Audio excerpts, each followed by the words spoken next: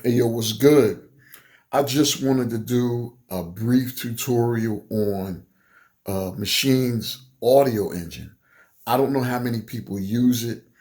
If you do use it, good. If you don't, then I encourage you to do so, and that's why I'm making this tutorial. I mean, when they first came with it, my first thought was, one, what is this? And number two, how do I use it? And number three, do I need it? And then I started messing with it and I continued to mess with it.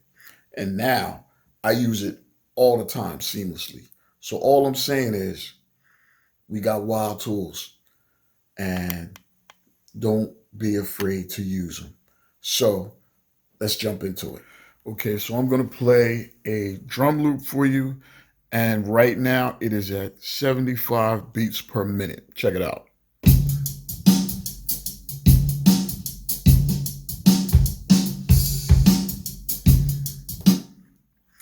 Now that's in sampler mode.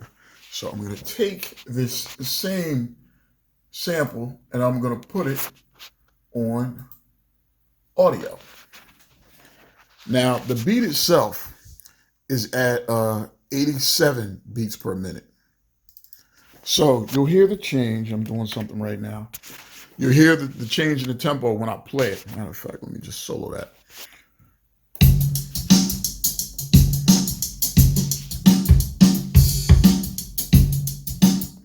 And if you notice, it sped up, but it still sounded the same. So what I'm going to do is I'm going to change the BPM while the beat is playing, and you'll see it stretch live.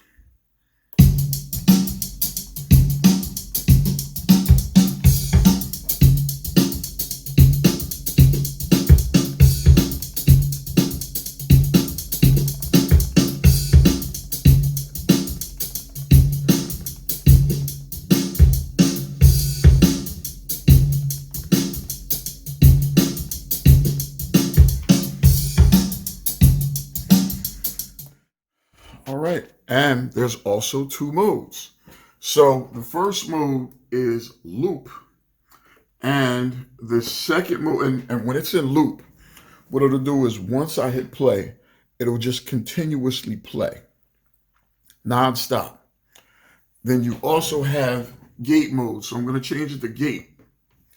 Now in gate mode, it'll only play when the button is pushed.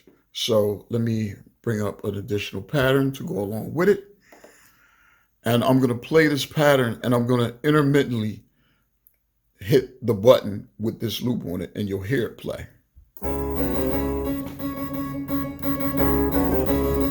Check it out.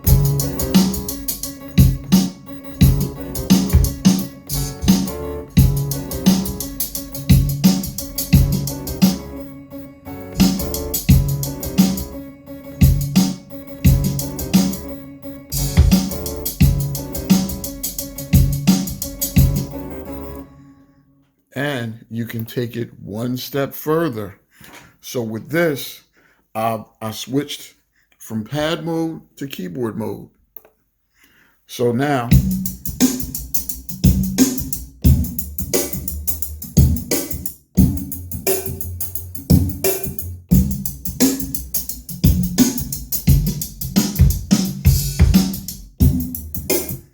so I'll play it again.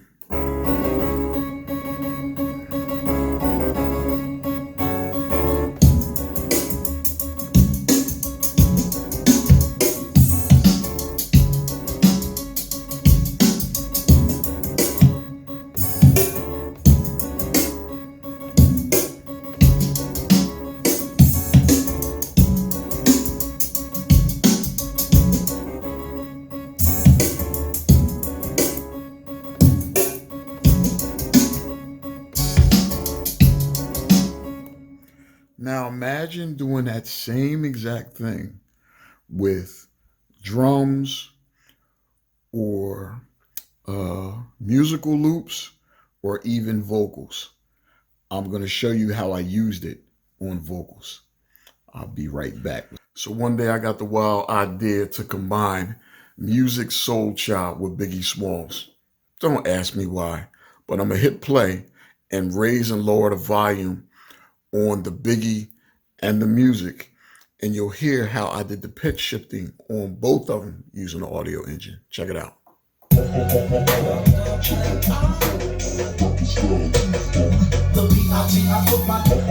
All right, so you hear what's going on with the Biggie. Here's music.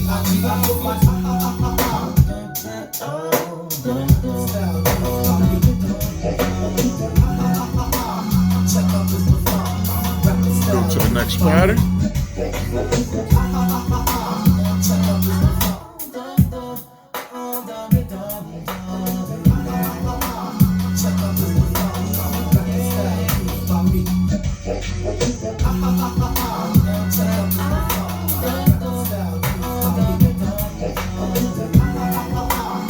Next pattern.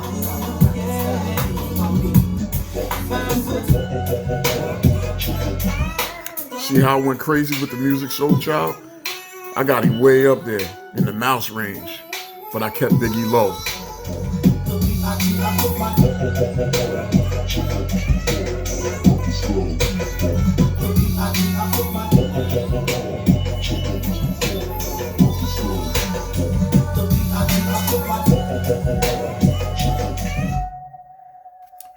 All right, so right now we'll talk about pitch shifting. So in this case, I'm going to use, it was a long sample, but I took this one part right here. And that's what you see on the screen. The dope thing about it is when you have it in the audio engine, it doesn't just play as a loop. I can pitch it. Check it out.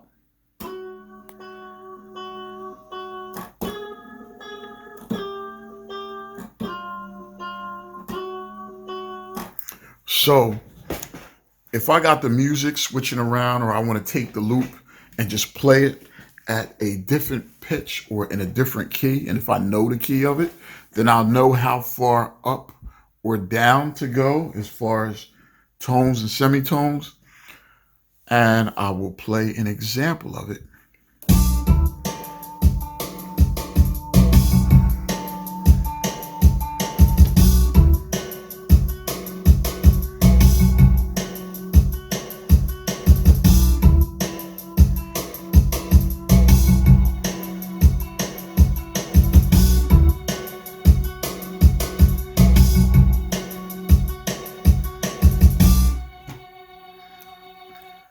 So as you can see, you can do a little damage with the audio engine.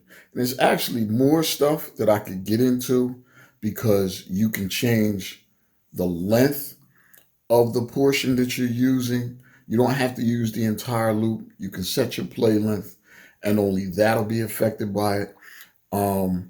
You without having to trim the size of the portion of audio that you're using. So you can set the play length, and then you can change the length from 8 to 16 to 32.